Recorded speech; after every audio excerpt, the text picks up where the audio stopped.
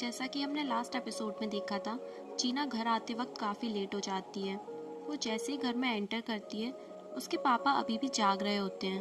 वो उसका वेट कर रहे थे। वो अपने फादर को देख के घबरा जाती है। वो कहते हैं, क्या तुम एक्सरसाइज करके आ रही हो? पर वो उनसे झूठ नहीं बोल पाती और कहती है, मैंने आपसे झूठ कहा था। वो कहते हैं, अगर तुम मुझे कुछ बताना चाहती हो तो तुम बेझिझक बता सकती हो। जीना कहती है, मुझे कुछ समय चाहिए। अभी मैं आपको इस बारे में कुछ नहीं बता सकती, पर सही समय आने पर मैं आपको खुद बता दूंगी। क्या आप मुझे थोड़ा सा समय और दे सकते हो? और तभी उनकी माँ वहाँ आ जाती है। जीना के फादर बात को पलट देते हैं और दोनों रूम से चले जाते हैं। नेक्स्ट मॉर्निंग जुनी जीना का वेट कर रहा होता है, पर तभी वो देखता है कि जीना अपने फादर के साथ आ रही है। जीना उसे इशारा करती है कि तुम चले जाओ, पर वो इतनी क्यूट लग रही थी कि वो दूर से उसे देखता रहता है। जीना अपने फादर के साथ कुछ टाइम स्पेंड करती है और फिर दोनों घर वापस लौट आते हैं। जीना कॉल पर जुनी को बता देती है कि उसके फादर को ये सब पता चल गया है। हालांकि उन्हें ये नहीं पता कि मैं किसे डेट कर रही हूँ। वो पूछता है, उन्होंने क्या कहा? मैं नहीं चाहता कि तुम इन सब चीज़ों की वजह से टेंशन लो। जीना उसे कहती है, हालांकि उन्होंने कुछ कहा नहीं, पर मुझे इसी बात का डर है। अगर वो मुझे डांट देते तो फिर भी शायद मुझे अच्छा लगता, पर उनकी चुप्पी मुझे कहीं ना कहीं डरा रही है। दोनों खूब सारी बातें करते हैं। जुनी बातों ही बातों में उसे आई लव यू कह देता है। जीना सरप्राइज हो जाती है, पर वो इसका आंसर दिए बिना ही फ़ोन कट कर देती है। यहाँ दूसरी ओर जुनी उसके आंसर का वेट कर रहा था और उस आंसर का वेट करते करते वो सो जाता है। नेक्स्ट डे जुनी अपनी बहन के कैफ़े में होता है, पर अभी भी उसके दिमाग से वो बात गई नहीं होती कि जीना ने उसके आई लव यू का जवाब नहीं दिया। वो अपनी बातें कुछ इस तरह घुमाता है कि उसकी सिस्टर कहती है, तुम्हें घर का खाना खाने का मन हो रहा है तो हम जीना के घर चलते हैं। जीना की माँ हमेशा कहती हैं कि अगर कभी भी तुम्हें घर का खाना खाने का मन हो तो तुम हमारे घर आ जाना। और फिर क्या, जुनी तो यही चाहता था। दोनों जीना के घर पहुंच जाते हैं। वो पहले जीना की माँ से मिलती है और पूछती है, जीना कहाँ है? वो कहती है वो अंदर सो रही है। वो उससे मिलने उसके रूम में चली जाती है। पहले तो जीना काफ़ी खुश हो जाती है, पर जैसे ही वो जूनी को देखती है, वो अपने बेड से अपनी फ्रेंड को लेकर गिर जाती है। नए नए रिलेशनशिप में ऐसा ही होता है। हम हमेशा मेंटेन रहना चाहते हैं। अगर हम थोड़े से भी ठीक नहीं लग रहे होते तो हम अपने पार्टनर के सामने आने से डरते हैं। पर जूनी उसकी इस घबराहट को समझ जाता है और वो वहाँ से चला जाता है। वो दोनों प्लेटिंग कर रहे होते हैं, जिसके बाद जूनी जीना के रूम में चला जाता है। जीना रूम में आती है और खुसफुसाकर कहती है, तुम यहाँ पर क्या कर रहे हो? क्या तुम पागल तो नहीं हो गए हो? जुनी कहता है, हाँ पागल ही तो हो गया हूँ, और वैसे तुमने मेरे आई लव यू का जवाब नहीं दिया। दोनों थोड़े से रोमांटिक हो ही रहे होते हैं कि तभी जुनी की सिस्टर वहाँ आ जाती है। जीना जुनी को बेड से उठाकर नीचे ज़मीन पर फेंक देती है। जुनी की सिस्टर कहती है, तुम यहाँ क्या कर रहे हो? जीना हंसते हुए कहती है, अरे मैं यहाँ फ़ोन पर बात कर रही थी और ये मुझे परेशान कर रहा था। और फिर उसकी सिस्टर उसे रूम से भगा देती है। सभी लोग डिनर टेबल पर आ जाते हैं। जीना की माँ कहती है, जुनी के लिए भी कोई अच्छी सी लड़की ढूंढ दो जो उसे घर का खाना बनाकर खिलाए। उसकी सिस्टर कहती है, हाँ जीना के ऑफिस में एक लड़की है, असिस्टेंट मैनेजर है शायद, वो जुनी के पीछे पड़ी हुई है और इसी वजह से वो मुझे इम्प्रेस करने में लगी हुई है। उसकी बहन जुनी से कहती है, क्या तुमने नोटिस किया? वो कहता है, हाँ ऑफ कोर्स। जीना को ये बात अच्छी नहीं लगती। वो पीछे से जुनी को चिमटी काट देती है। जुनी उसे चिढ़ाने के लिए ऊपर से ये भी कह देता है, वैसे भी ऑफिस के सारे लड़के उस पर लाइन मारते हैं, वो इतनी सुंदर जो है। जीना बड़ी बड़ी आंखों से उसकी तरफ देखने लग जाती है। तभी जीना की माँ कहती है, वो कहती है, अगर हम जीना के लिए कल को कोई लड़का देखेंगे तो उसका फैमिली बैकग्राउंड भी तो देखा जाएगा। वो कहाँ से बिलोंग करता है, उसकी फैमिली में कौन है। सभी लोगों का मुंह बन जाता है। उसके फादर कहते हैं, इन सब बातों को छोड़ो और खाने पे ध्यान दो। पर जीना की माँ फिर भी नहीं रुकती। जीना को काफ़ी गुस्सा आ जाता है और वो अपनी माँ पर चिल्लाने ही वाली थी कि उसकी फ्रेंड उसे रोक देती है और वहाँ नीचे से जुनी भी उसे रोकने के लिए हाथ लगाता है। वो कहती है, अरे मैं तो सिर्फ इसलिए बोल रही थी कि मैं जुनी की परवाह करती हूँ। अगर कोई लड़की उसकी लाइफ में आएगी तो हमें उसके बारे में सब कुछ पता होना ही चाहिए ना। वहीं दूसरी तरफ ऑफिस में भी एक के बाद एक धमाके हो रहे थे। सारी गर्ल्स स्टाफ बैठकर बातें कर रही थी कि जब से जीना ने बॉस को मना किया है और लोग भी आवाज़ उठाने लगे हैं। गर्ल्स स्टाफ तो इससे काफ़ी खुश थी, पर वहीं सभी आदमियों के चेहरे के रंग उड़े हुए थे। और तभी एक नोटिस आता है। फीमेल स्टाफ डिनर पर तभी जाएंगी जब प्रेसिडेंट का ऑर्डर हो। प्रेसिडेंट इसके बारे में एक ओल्ड फीमेल स्टाफ से बात करते हैं, क्योंकि अगर इसी तरह लड़कियों की कंप्लेन आना शुरू हो गई तो इससे उनकी कंपनी पर काफ़ी बुरा असर पड़ेगा। यहाँ इस सब से अनजान हमारे लव बर्ड अपनी ही बातों में लगे हुए थे। दोनों बातें करते हुए अपना डिनर कर रहे होते हैं।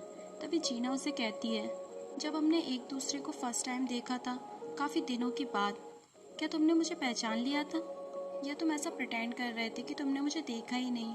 जब मैं अपना काम ख़त्म करके बाहर आ रहा था तब मैंने दूर से एक लड़की को देखा जो काफ़ी सुंदर लग रही थी। मैं चाहता था कि उसकी एक झलक देखूं, और जब मैं तुम्हारे पास से निकला और मैंने महसूस किया कि ये तो तुम हो, तब मैं भी सरप्राइज हो गया था। दोनों अपनी फर्स्ट मीटिंग को याद करते हैं और हर उस लम्हे को जो अब तक उन्होंने साथ बिताया था। जनी कहता है, मैं जल्द से जल्द इस वर्ल्ड को बता देना चाहता हूँ कि तुम मेरी गर्लफ्रेंड हो। वो कहता है, क्या तुम मेरे दोस्तों से मिलना चाहोगी? जीना थोड़ी सी नर्वस हो जाती है और कहती है, तुम्हारे दोस्त? वो सभी लोग कैंपिंग पर जा रहे हैं, वो भी अपनी दोस्तों के साथ।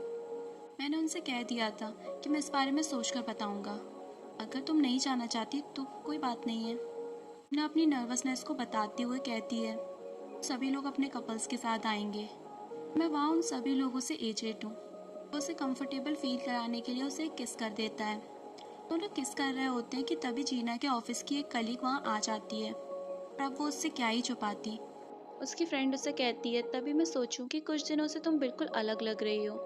वो उसकी तारीफ करती है, जो तुमने बॉस के साथ किया उसकी वजह से ऑफिस में काफ़ी बदलाव आ रहे हैं। जीना उसे थैंक यू कहती है। नेक्स्ट डे जब वही लड़की ऑफिस आती है तो जुनी उससे काफ़ी स्माइल करके बात कर रहा होता है, जिसे देखकर वो काफ़ी गुस्से में आ जाती है। और तो और जब लिफ्ट में जुनी उसे लंच के लिए पूछता है तब तो वो मानो पागल ही हो जाती है। वो खुद पर कंट्रोल खो देती है कि जुनी मुझ जैसी लड़की को छोड़कर इसे डेट करना चाहता है। वो जीना के पास पहुंच जाती है और उससे बात करती है। वो काफ़ी गुस्से में होती है और कहती है, उसने जुनी को मुझसे छीन लिया, तुम भी इस बात को डाइजेस्ट नहीं कर पाओगी। उसने मेरे सामने उसे लंच के लिए पूछा, और उससे भी दर्दनाक क्या था पता है, उसने भी हाँ कर दिया। जीना की हंसी निकल जाती है। वो कहती है, मुझे उसे रोकना पड़ेगा, अगर वो और आगे बढ़ गई तो। यहाँ जीना की तैयारी भी शुरू हो जाती है, क्योंकि उसे जुनी के दोस्तों से जो मिलना था वो नहीं चाहती थी कि वो उनके सामने ओल्ड दिखे। जिम से लेके फेस शेप और यहाँ तक कि वो फ्रीज़र में अपना फेस डालकर खड़ी हो जाती है। और आखिरकार वो दिन भी आ जाता है। वो जुनी के साथ कार में होती है और अपना मेकअप करती है। वो नहीं चाहती थी कि वो किसी और से कम लगे। स्टार्टिंग में उसे काफ़ी अजीब फील होता है, क्योंकि कोई भी उससे बात नहीं कर रहा होता, सब अपने अपने काम में लगे थे। बीच बीच में जुनी उसके पास आ जाता था उसे कंफर्टेबल फील कराने के लिए। सभी लोग साथ में बैठे होते हैं। तभी एक लड़का उससे पूछता है, ये हमसे तो ओल्ड है, इनकी एज कितनी है? पहले ग्रुप में साइलेंस हो जाता है। तभी जीना एक ड्रिंक का कैन ओपन करती है और एक सिप लगाते हुए कहती है, मैं जल्दी 40 की हो जाऊंगी। और जिसके बाद सभी लोग शॉक्ड हो जाते हैं। वो कहते हैं, पर आप तो काफ़ी जवान लगती हो, कोई भी आपकी उम्र को गैस नहीं कर सकता। और उसे कई तरह के कॉम्प्लीमेंट दिए जाते हैं। हालांकि उसकी उम्र सुनने के बाद उसे कोई भी काम नहीं करने देता, हम ये सब कर लेंगे। पर जब बारी स्पोर्ट्स की आती है तो सब मिलकर खेलते हैं, जिसमें जीना को भी काफ़ी मज़ा आता है।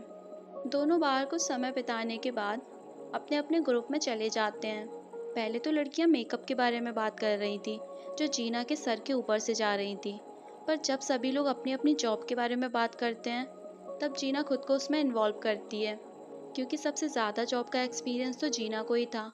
जब सभी लोग घुल मिल जाती हैं तो काफ़ी हंसने की आवाज़ आती है, जिसे सुनकर लड़के वहाँ आ जाते हैं, पर वो उन लोगों को भगा देती हैं।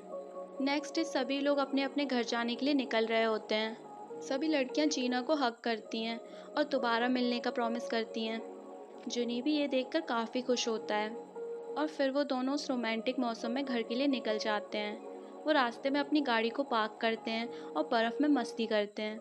यहाँ जीना की माँ उसकी फ्रेंड से मिलने आती है। तभी जीना की माँ कहती है, मुझे लगता है कि वो किसी को डेट कर रही है, और मैंने सुना है कि वो काफ़ी यंग और हैंडसम भी है। वो शायद उसके ऑफिस की बिल्डिंग में ही कहीं काम करता है। और तभी वो हंसने लगती है और कहती है, अरे शायद आपने कुछ गलत समझ लिया, वो जूनी था, वो उसे पिक करने गया था। और फिर तो उसकी माँ और भी उदास हो जाती है। वो जीना को ड्रॉप करने उसके घर के बाहर खड़ा था। तभी जीना की माँ वहाँ से निकलती है। दोनों छुप जाते हैं। जीना को काफ़ी बुरा फील होता है। वो कहती है, हम ऐसा क्यों कर रहे हैं? ऐसा लगता है कि हम कोई क्राइम कर रहे हैं। प्यार करना कोई गुनाह तो नहीं है ना? फिर हमें लोगों से क्यों छुपाना पड़ रहा है? जुनी उसे तसल्ली दिलाकर कहता है, तुम कुछ ज़्यादा ही सोच रही हो। क्या पता अगर हमने लोगों को बताया वो हमारे लिए खुश होंगे। जीना कहती है, मेरे पेरेंट्स तो चक्कर खाकर गिर जाएंगे और तुम्हारी बहन भी। सबसे छुपाने की कोई बात ही नहीं है। वैसे भी एक दिन ये बात सबको पता चल ही जानी है। कहीं तुम इस चीज़ को इसलिए तो नहीं छुपा रही हो क्योंकि मैं तुम्हारा बॉयफ्रेंड हूँ? मैं तुम्हारे पेरेंट्स से जाकर कह सकता हूँ कि मैं जीना से प्यार करता हूँ। प्लीज़ हमें डेट करने के लिए अलाउ कर दो। नेक्स्ट डे दोनों को वीडियो कॉल पर दिखाया जाता है। जीना एक रेड लिपस्टिक लगाकर पाउट मारकर उसे एक फ़ोटो भेजती है। इसे देखकर जुनी के तो होश ही उड़ जाते हैं। जीना का भाई उसके रूम में आता है और उससे पूछता है, क्या तुम अभी भी उसके टच में हो? और वो उसे एक लेटर देता है। वो उसे देखकर शॉक्ड हो जाती है और कहती है, ये तुम्हें कहाँ से मिला? वो बताता है, तुम्हारा एक्स जो बुके लाया था ये उसमें निकला था, जुनी ने मुझे दिया। वो उससे पूछती है, क्या जुनी ने इसे देख लिया? वो कहता है हाँ, और तो और वो उसके घर जाकर उसे मार के भी आया है। जिसे सुनकर जीना को काफ़ी गुस्सा आता है और वो गुस्से में घर से बाहर निकल जाती है। वो सीधे अपने एक्स बॉयफ्रेंड के घर जाती है और गेट के खुलते ही उसे खूब मारती है। उस हाथापाई में जीना का फ़ोन भी टूट जाता है। तभी वहाँ से जीना के भाई को कोई कॉल करता है और बताता है कि यहाँ दोनों के बीच लड़ाई हो रही है। जैसे ये बात जीना के भाई को पता चलती है, जुनी को कॉल कर देता है और दोनों पुलिस स्टेशन पहुँच जाते हैं। जुनी वहाँ आकर उसे एक बार फिर मारने लग जाता है, पर जीना का भाई उसे रोक देता है। और इसी के साथ हमारा ये एपिसोड यहीं पर ख़त्म हो जाता है।